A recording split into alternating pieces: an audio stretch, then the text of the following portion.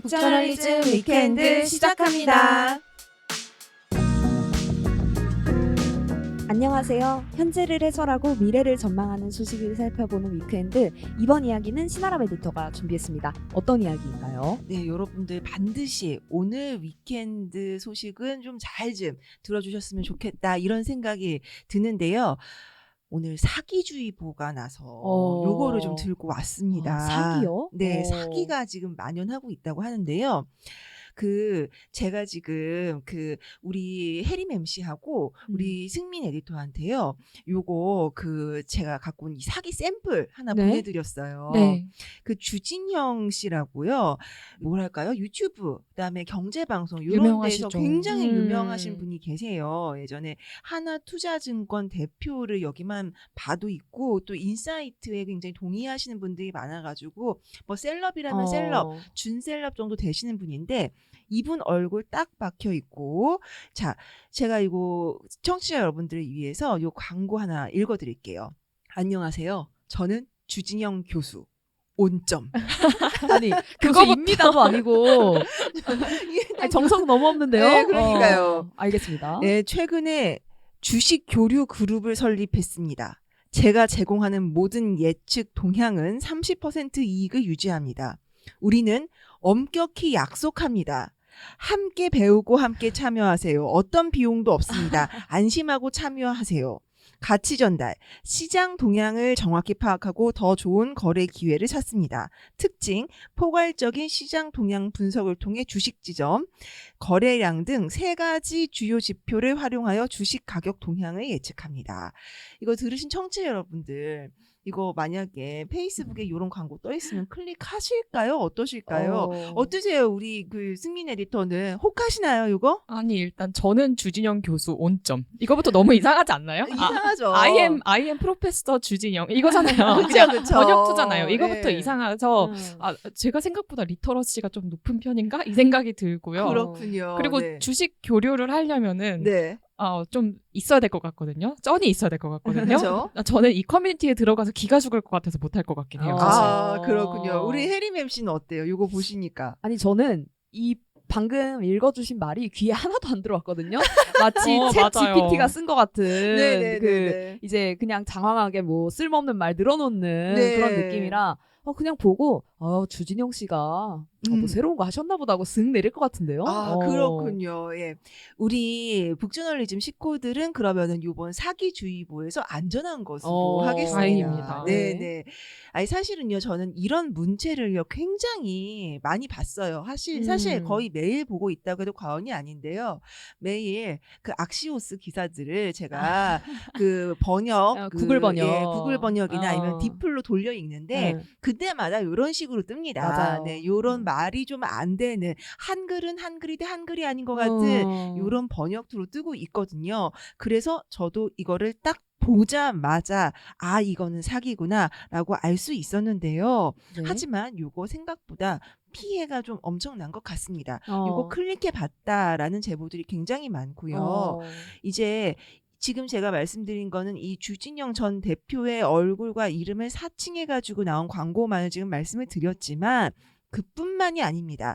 김종인 전 국민의힘 비상대책위원장, 그리고 장하준 케임브리지대 교수, 그 다음에 뭐 연예인이죠. 백종원, 송은이, 황현희 씨 등 이렇게 유명한 방송인들까지 사칭한. 소름 돋았어요. 왜요? 저 황현희 씨가 똑같이 저는 주식으로 성공했습니다. 네네네네. 하는 광고 진짜 많이 봤어요. 아니 어머. 근데 좀 경제 방송 이런 걸로 좀 유명하죠. 맞아요. 원래도 주식으로 예. 좀 예, 돈을 버신 유명하죠. 걸로 예, 맞아요. 알고 있는데 그래가지고 뭐 이런 게 뜨지 했는데 저도 이미 보고 있었네요, 그거를. 그렇군요. 생각보다 노출도가 많다. 네, 요런 분들 사칭한 주식 리딩방 광고가 너무너무 급속히 확산이 되고 있는 거예요. 그래서 이게 페이스북을 중심으로 해가지고 퍼지고 있거든요. 네. 그래서 이용자들이 신고를 엄청나게 했습니다. 언론 보도도 이어졌어요. 하지만 이게 멈추지를 않고 있습니다. 요런 이제 사칭 광고들 패턴을 좀 볼게요. 자, 내가 이런 사람이다. 나 김종인이야. 나 뭐 장하준 교수야. 예. 이렇게 소개를 한 다음에 주식 투자를 통해서 일정 이상의 소득을 얻을 수 있다라면서 특정 링크를 클릭하도록 유도를 해요. 네. 예를 들어서 우리 이제 김종인 전 국민의힘 그 비상대책위원장 같은 경우에는 이제 그 광고를 딱 클릭을 하면은 윤석열 대통령과 함께 찍은 사진이 올라와 있습니다. 어허. 그러면서 제 안내에 따라 진행하시면은 수익을 얻을 수 있습니다. 80%의 성공률을 보장합니다라고 어머. 주장을 하는 거예요. 99.9%는 아니네요. 그렇죠. 자, 이게 다 이유가 있습니다. 요거는 조금 네. 이따 설명을 해드리겠고요. 그다음에 다른 케이스 주진형 전 대표를 사칭한 광고 같은 경우에는 클릭을 해보면은 최근에 내가 주식 교류 그룹을 설립했다라면서 우리 여기서 공부를 같이 하자라면서 책을 같이 읽자 뭐 이런 식으로 시작을 해가지고 점점 단계를 올려가지고 투자 유도까지 하는 이런 식으로 사기를 치고 있습니다. 네. 이게 페이스북 글은 물론이고요. 숏폼 플랫폼이죠. 그 릴스를 통해서 인스타나 뭐 이런 거에 릴스를 통해서도 퍼져나가고 있고요. 또 다른 소셜 미디어인 카카오톡 있잖아요. 네? 우리 오픈 카톡방 너무 많잖아요. 네, 네. 이 카카오톡의 오픈 카톡 중에 주식 관련된 들이 있는데 이런 데를 통해서도 확산이 되고 있는 것으로 확인되고 있습니다. 아, 야, 제가 이거를 보고 있을 줄은 몰랐어요. 아까 네. 황현희 이름 듣는데 네. 소름이 쫙 돋더라고요. 아, 그게 그거였구나. 생각보다 널리 퍼져 있다. 아, 그러네요. 네. 아니, 이거를 저는 보면서 아니, 그게 어이가 없는 게 황현희 씨 사진을 올려놔요. 네. 근데 화질이 진짜 구져요. 그쵸. 네. 맞아요. 어. 네. 그래서 메타가 이걸 왜 그냥 그대로 두지라는 생각을 했거든요. 네. 근데요, 이게요.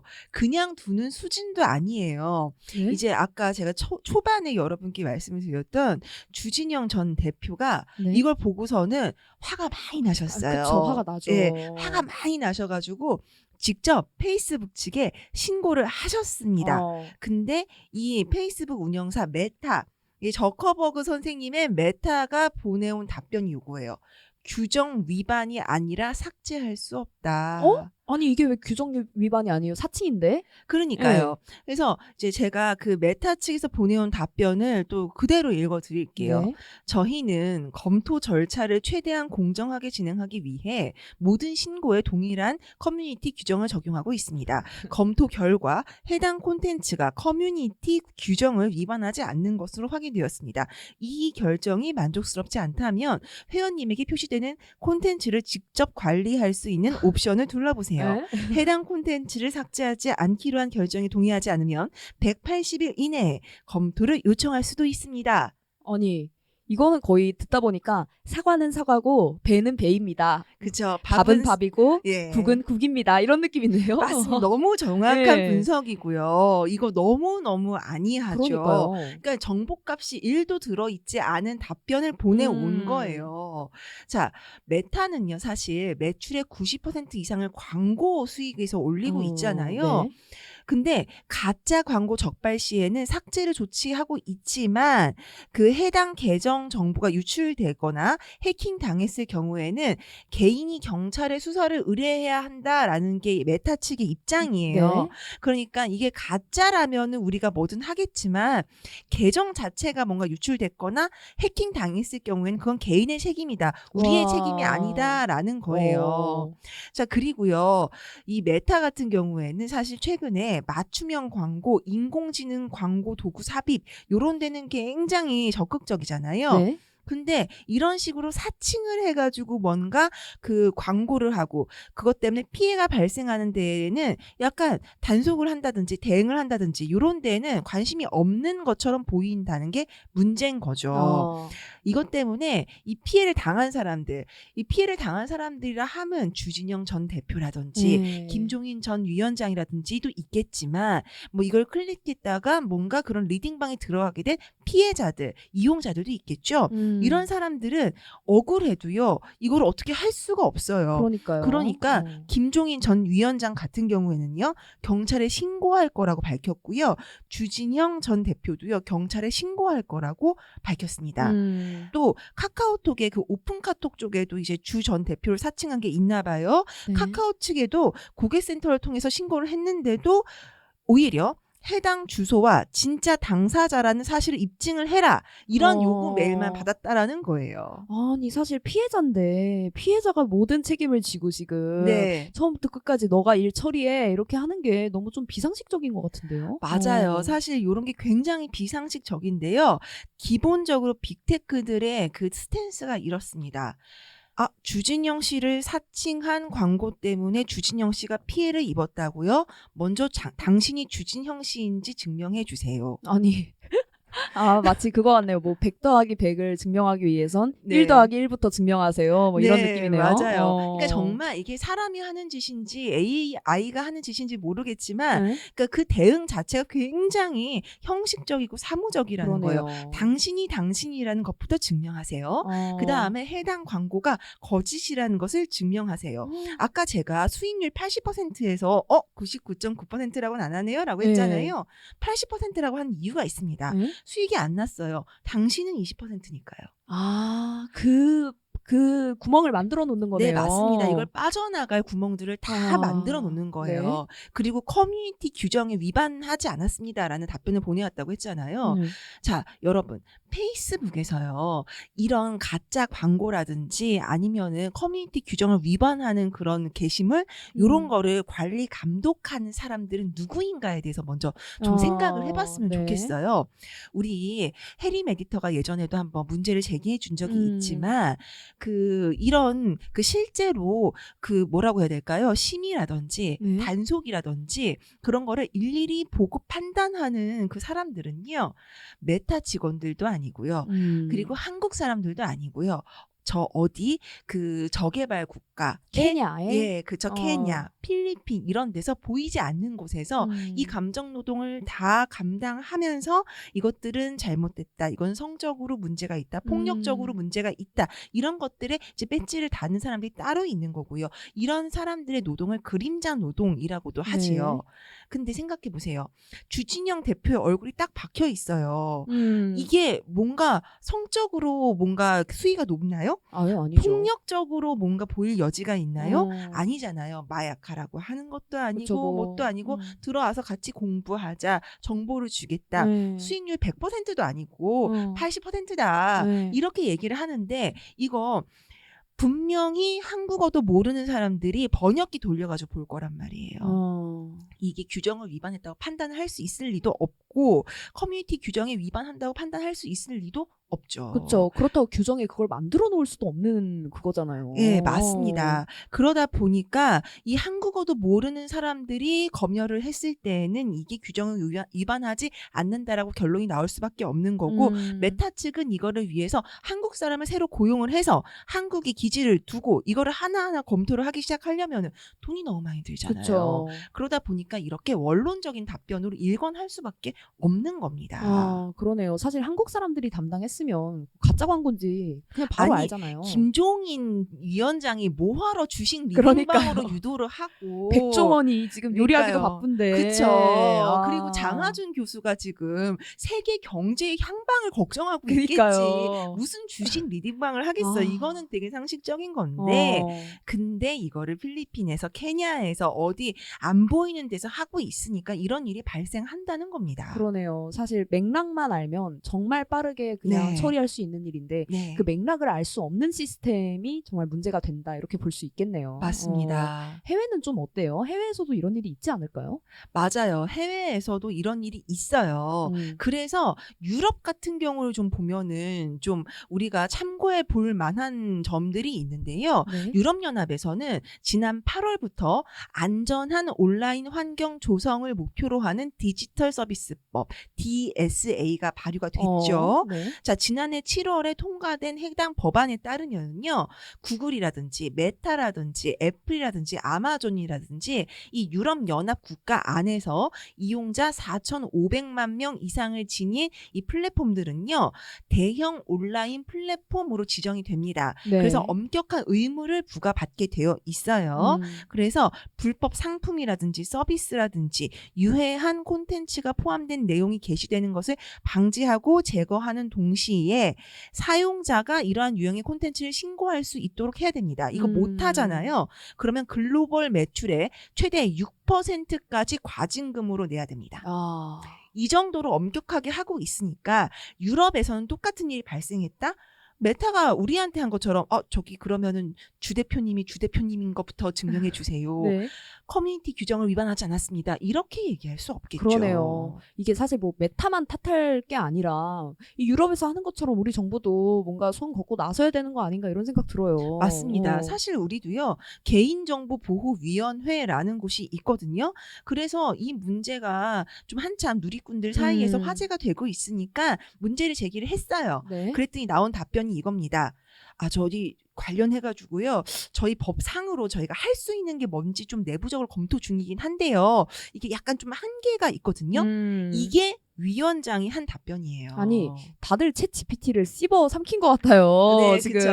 네. 막. 저희가 관련이 있는 것은 알고 있지만 그 관련성을 확인하려면은 시간이 좀 걸리고 다 이런 답변이에요. 그러니까요. 그리고 또 저희 법상에 개인 의사와 관계없이 정보가 노출이 됐을 경우에 삭제, 차단할 수 있는 그런 조항이 있긴 있어가지고 요거에 기초해서 할 수 있는 방법이 뭐가 있는지 내부적으로 또 검토를 하고요. 또 다른 부처하고 또 소통도 해보겠습니다. 이랬어요. 아니 이거는 뭐 저희가 할 수 있는 일이 있는지 알아보는 노력은 경주하겠습니다. 정도하고 다를 바가 없죠. 아무것도 네. 우리는 약속받을 수가 없다라는 겁니다. 그동안 이거와 관련해서 정말 허점이 많았던 것 같은 게 지금은 이제 페이스북, 뭐 주식 리딩 이런 쪽으로 이제 문제가 발생했지만 사실 그 아람 에디터가 썼던 익스플레인드 중에서 이제 손석희 특파원이 모델이 된 네. 그 가짜 이제 온라인 공간 이런 것도 있었잖아요. 맞아요. 지난 4월에 저희가 익스플레인드를 통해서 이제 그 소개를 해드렸는데요. 궁금하신 분들께서는 북저널리즘 홈페이지 그 익스플레인드 한번 참고해 보시면 좋을 것 같습니다.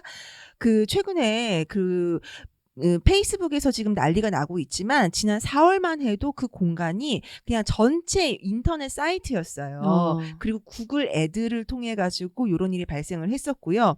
손석희 JTBC 순회 특파원의 모델로 광고를 하고 그걸 클릭을 해보면은 JTBC, 조선일보, 경향신문 이런 데 언론사 홈페이지로 보이는 사이트로 이동을 했던 거예요. 네. 그리고 그 사이트 언론사 홈페이지로 보이는 사이트에 기사가 실려 있는데 그 기사 내용이 그 손석희 특파원이 360 소프트 비트라는 정체불명의 암호화폐 거래 프로그램을 이용해서 큰 돈을 벌었다. 이런 내용이 소개가 돼 있는 거예요. 당연히 가짜 뉴스, 가짜 광고였고요. 이게 정말 모든 사람들이 그 플랫폼을 이용하는 모든 사람들이 이제 피해자가 돼버리는 건데 그쵸. 가해자가 누구인지 알 수 없었던 게 문제였습니다.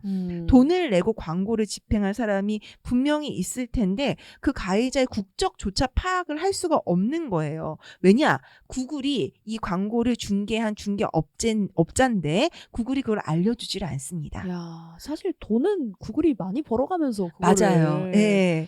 점점 더 심해질 수밖에 없을 것 같아요. 맞아요. 사실 방식도 막 창의적으로 바뀌고. 맞아요. 말씀하신 대로 너무 창의적으로 바뀌고 있고 규정을 만들어봤자 그걸 피해갈 방법을 얼마든지 만들 수 있고 그 문제는 이 모든 것들이 그 플랫폼들이 그 뭐 구글이라든지 메타라든지 다 광고 수익을 주 수입원으로 하고 있기 때문에 발생하는 문제라는 거죠. 그리고 이거를 심의하는 데는 돈이 드는데 거기에 드는 비용은 줄이려고 노력하고 있다라는 게 문제인 것이고요. 네. 사실 우리 승민 에디터 쿠팡에서 그 물류 관련해가지고 아르바이트 네. 해봤잖아요. 일용직 해봤죠. 네, 그거 되게 보이지 않는 노동이잖아요. 네. 자, 쿠팡에서 일하는 거하고요. 이거 심의하는 거하고요. 둘 중에 돈이 만약에 비슷해요. 하나 몸 쓰는 일, 하나는 내 머리하고 감정 쓰는 일이에요. 네. 어느 거 할래요? 잠깐만요. 고민이 깊군요. 근데 쿠팡 책에서 저희 욕망으로 쓰는 예, 예. 트렌드 보고서. 욕망으로 쓰는 트렌드 보고서에도 나왔지만 쿠팡이 뭔가 힐링이 되거든요. 그렇죠. 그냥 생각 없이 이렇게 팍팍팍 팍팍 하는 거니까. 네. 그리고 잠도 얼마나 잘 오는지 몰라요. 아, 열심히 하고 나면은.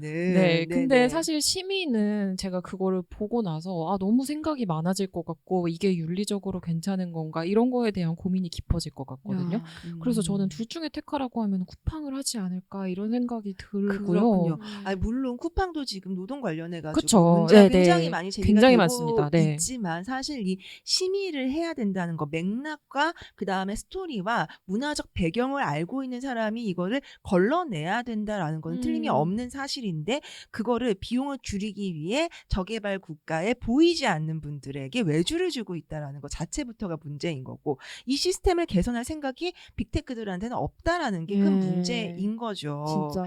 아니 그리고 또 네. AI가 요즘 난리니까 이거 맞아요. 심해질 수밖에 없을 것 같아요. 맞아요. 사실 AI가 주진영 씨가 이걸 사기를 치고 있는지 아닌지 엄정하게 걸러낼 수는 없지만 AI가 주진영 전 대표의 목소리를 복제해서 틱톡에 올릴 만한 광고를 만들 수는 있겠죠. 그렇죠. 네, 실제로 최근에 뉴욕타임즈에요. 굉장히 재미있는 기사가 실렸더라고요.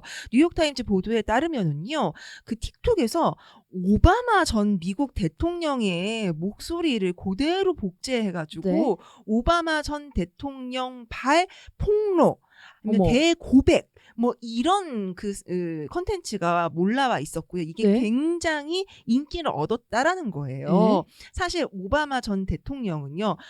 저희뿐만 아니라 뭐 미국 사람들, 전 세계 사람들이 어떻게 생겼고 어떤 목소리이고 그다음에 영미권에 있는 사람들은 그 사람의 말투라든지 톤앤 매너 알죠. 이런 것까지 다 알잖아요. 굉장히 독특한 그 말투가 있잖아요. 근데 그거를 완벽하게인지는 모르겠지만 웬만하면 속아 넘어갈 수 있을 만큼 복제를 해가지고 그런 걸 네. 올렸다라는 거예요. 야. 이런 게 아까 말씀드렸던 이 페이스북에 지금 횡행하고 있는 가짜 광고하고 만난다면 야. 너무 무섭지 않나요? 그러니까요. 최근에는요. 이게 먼 이야기가 아닌 게 보이스피싱 옛날엔 카톡으로 했었잖아요. 그쵸. 엄마 나 휴대폰이 깨져서 깨져가지고 보험비 어, 60만 원만 보내줘. 예, 이런 거였잖아요. 근데 요즘에는 이상하다 해서 전화를 걸어요. 네? 그러면은 전화에 딸내미 목소리가 나와요. 어머. 너무 예. 끔찍하다. 네, 이게 그 보이스피싱이 워낙에 그 지능화 돼가지고 폰 자체를 통으로 해킹을 한 그쵸. 다음에 딸내미한테 그냥 전화를 거는 거예요. 그래서 목소리를 조금 따요. 네? 그래가지고 딸내미 목소리를 가지고 생성형 AI에다 돌려요. 그러면 딸내미 목소리를 변조할 수 있거든요. 야. 그래가지고 엄마가 아니 이거 정말인가 보이스피싱 아닌가 우리 딸내미한테 전화해봐야지. 전화하면은 엄마 나 카톡 보낸 거 맞으니까 빨리 돈 보내주세요. 딱 끊어. 야. 그러면 엄마는 보내요 안 보내요? 보내야죠. 그러네요. 이런 식으로 지금 진화가 되고 있다. 야. 그래서 우리가 생성형 AI 시대에는 좀 더 조심을 해야 되고 그리고 빅테크들은 좀 더 큰 책임감을 가져야 되고 여기에 따른 논의가 우리 사회에서 좀 더 활발히 일어날 수 있도록 정부 당국이 노력을 해야 될 것이며 입법부도 네. 유럽연합에 이렇게까지 뒤처져 있으면 안 된다라는 그러게요. 얘기도 또 할 수밖에 없게 되겠습니다. 야, 이게 진짜 악랄해요, 사실. 사람 마음 이용하고. 네. 주진영 씨에 대한 믿음, 네. 뭐 김종인 전 위원장에 대한 믿음, 네. 이런 것들, 뭐 딸내미에 대한 믿음, 딸내미 목소리에 대한 뭐 그 삶의 경험 이런 네. 거를 이용하는 거잖아요. 맞습니다. 야, 네. 그게 너무 악랄하네요, 정말. 네. 악랄 진짜. 악랄 근데 사기치는 사람들은요. 역사를 통틀어서 늘 악랄했어요. 그러니까요. 그들은 늘 영리했고요. 예. 근데 그 사기를 막기 위해서 우리가 무슨 노력을 하고 있느냐 혹은 책임져야 될 주체들한테 어떤 요구를 하고 있느냐 이걸 좀 이제 돌아봐야 되겠죠. 그러네요. 네. 정말 이제 온라인에서 진짜 뭐가 현실이고 뭐가 가짜인지를 점점 더 알 수 없는 시대가 되고 있으니까 이런 것들을 주의를 해야 될 것 같은데 그에 반해서 우리나라의 사회 관련 논의는 좀 부족한 것이 아닌가 생각하게 맞습니다. 됩니다. 네, 정부 당국도 그렇고 국회도 그렇고 좀 빠르게 움직여야 하지 않을까 싶어요. 이번 주 위크엔드는 여기서 마무리하겠습니다. 다음 주에도 변함없이 현재를 해설하고 미래를 전망하는 이야기 들고 오겠습니다. 그리고 무엇보다 다음 주에도 재미있는 이슈들 가져올 걸 약속드립니다. 북저널리즘 위크엔드는 북저널리즘 웹사이트와 애플 팟캐스트, 스포티파이, 네이버 오디오 클립 그리고 유튜브에서도 만나보실 수 있습니다. 그럼 다음 주도 위크엔드에서 만나요.